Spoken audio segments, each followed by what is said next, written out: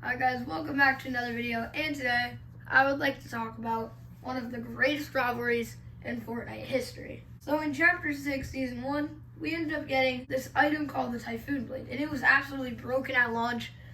They nerfed it a little bit over the course of the whole season, but now as we got into Chapter 6, Season 2, they have in fact removed the Typhoon Blade and replaced it with the Electric Bat.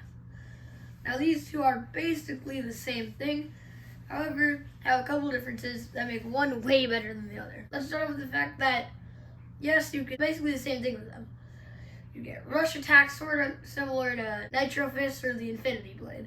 Now these overall don't do that much damage with one hit, but you hit people an insane amount of times. And these are really useful in close combat. Not to mention both these have the same annoying feature that take damage as you use them. So you can end up breaking either your Typhoon Blade or Kneecapper when you're just trying to use movement. And speaking of the movement is what really separates these two. The Typhoon Blade makes you run extremely fast. You can slide, which also makes you go faster. And you can tactical sprint, which makes you go super fast. Also, you can do a really, really cool jump and dash thing. But for the Kneecapper, well, normally it has the exact same movement as the Typhoon Blade. It has one special feature, being that if you charge up the bat enough and then release it, you can send anybody flying, except yourself. However, this is extremely useful if you have a car or teammate. You can send them flying across the map.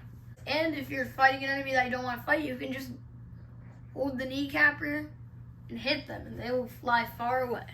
So overall, we have to answer the question of which is better, Typhoon Blade or Kneecapper. Now, both of these are extremely broken melee weapons, and if we're talking on design, just as the design of the Kneecapper alone, I think gives it the win here. Not to mention, it's probably more worth picking up if you're playing any other mode other than solo. You can boost your teammates and help them with movement. Even if you're not and just playing solos, you can still hit opponents away. This especially could be useful if you're in the final zone and you want to hit your opponent in a storm. Now I think it's gonna be about like a day or two until the Kneecapper gets nerfed. But since we still have that day, I recommend the Kneecapper, as I think it is superior to the Typhoon Blade. Anyways, that's going to do it for this video, guys. Thank you so much for watching. I will see you next time. Goodbye.